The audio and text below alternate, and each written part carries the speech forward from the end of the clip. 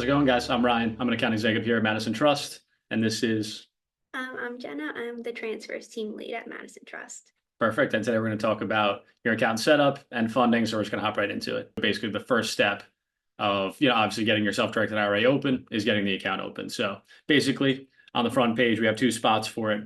One basically in the top middle in blue, that's basically open account, and then the other one being open account in blue right in the middle there. I will preface this by saying scheduling a call first within your self-directed IRA, or rather with us, is the best bet. Just have a conversation regarding your options, what our fees are, what the process is in general, just so you have a good, baseline to know what to expect, from start to finish. So yeah, I'd say schedule a call. It'll either come to me or one of my team members here, and we can kind of talk you through the process from start to finish. So yeah. So then the next page, this is basically the first page of the application. So basically the first section there, just preliminary information, if you will. First name, middle name, last name, things of that nature, email address, phone number, and all that good stuff. This basically gets you into the client portal originally, and you also receive basically a second step for a two-step verification. So, this just gets you right into the client portal. Then there's some more, sections after this, with more specific info also. So then in regard to enrolling in the client portal, you have to create a password for the account, of course. So just some of the following criteria, 8 characters, 1 uppercase, 1 lowercase, at least 1 number and 1 special character. So this is pretty, standard stuff for verification purposes. But yeah, this kind of gets you into the client portal and kind of gets you started with the process with us. So yeah. And then next step in this case, basically setting up the self-directed IRA. And then once you're enrolled in the client portal, you'll basically get a prompt to basically finish your IRA setup. So yeah, we asked for a couple things, one being your primary mailing address, a second, which type of IRA would you like to open? And this would depend basically, on where your current funds are. Like if you have a 401k, it would be a traditional, if you have a Roth 401k or an IRA elsewhere, it'd be a Roth IRA. And then same thing with simple or SEP IRAs as well. So yeah, in general, and if you have any questions on what yours would be, just give us a call. You can basically stop and start the application, save your progress just to make sure, everything's done correctly. In addition there, would you like to make your primary beneficiaries? So yeah, just having that info on hand to be able to designate those beneficiaries is helpful. And that only takes, a few minutes to complete there. And then basically the last page is how do you plan on funding the account? And on the application, it is purely informational. So there's a few options. So one's an IRA transfer. So transferring from your current IRA, whether that's with like a Charles Schwab or a Fidelity. In addition, there's also a direct rollover. So if you're coming from another, employee sponsor retirement plan, whether that's like a 401k, a 403b, pension plan, anything along those lines, that'd be considered a direct rollover. And then last would be basically an indirect rollover, which basically just specifies, when you take funds out of your IRA, you basically have a 60-day window to put it back in to another qualified retirement plan.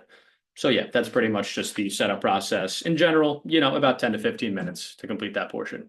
So yeah, just a couple documents that would be required to complete the application. So yeah, your photo ID, very important. This helps you get approved a lot quicker. And I'd say in general, approvals take, 1 to 2 business days as a reference there.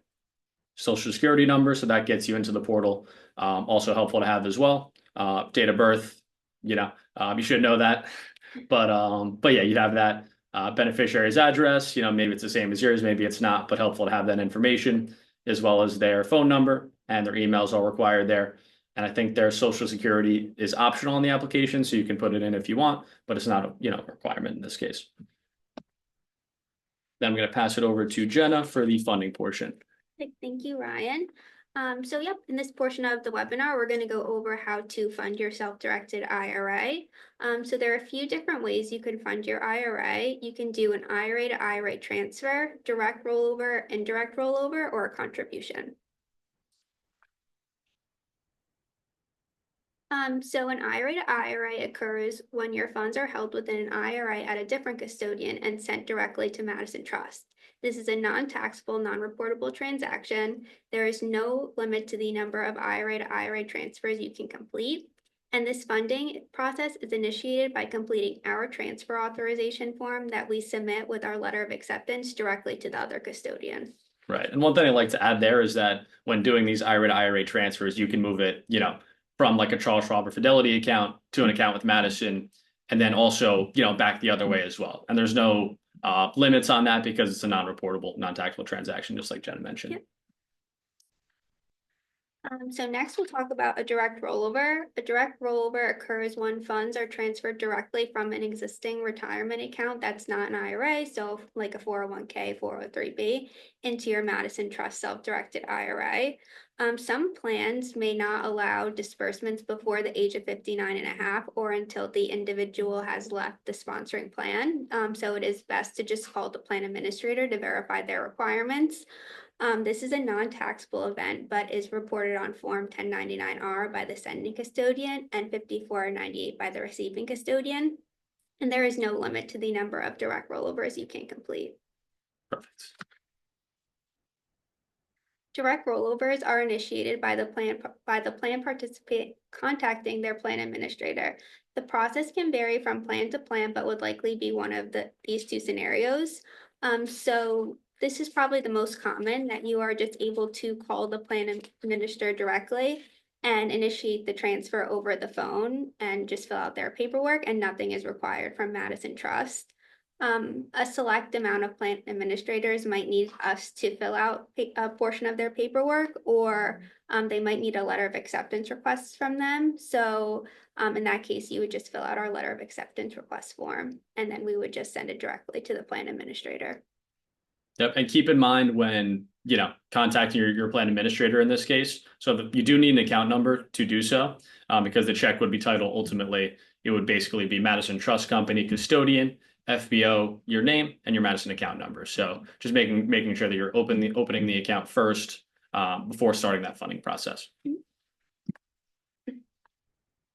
Next, you can do an indirect rollover. So this is a two-step process. First, the funds are distributed from your existing account to you personally, the account holder.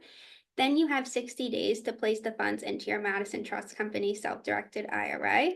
Indirect rollovers are reported on Form 1099-R by the distributing custodian, and then on Form 5498 by the receiving custodian, and this may be taxable or non-taxable. This is a non-taxable event if the full distribution amount is rolled over into your self-directed IRA within the 60 days. There is a 1 per year limit for IRA to IRA indirect rollovers. This limit does not apply to indirect rollovers from non-IRAs. An indirect rollover, because the funds are distributed to you personally, we will receive the funds directly from you. Exactly. Yeah. So with indirect rollovers, basically instead of direct, your plan administrator is sending the funds directly to us. These hit your account. Maybe you accidentally took a distribution or wanted to take one, but changed your mind. You have that 6-day window to kind of, make that change in essence. So. Lastly, you can make a contribution. A contribution occurs when funds are sent by you, the account holder, directly to Madison Trust, or the funds are sent by an employer for SEP or simple contributions. The contribution limits for 2025 for traditional and Roth is $7,000 with a $1,000 catch-up contribution if you're 50 or older. For simple, it's $16,500 with a $3,500 catch-up contribution if you're 50 or older. For SEP, it's the lesser of $70,000 or 25% of your compensation. So you can make a prior year contribution up until the tax filing day of the next year. However, a wire ACH needs to be received in our bank by tax day, and a check needs to be postmarked by tax day.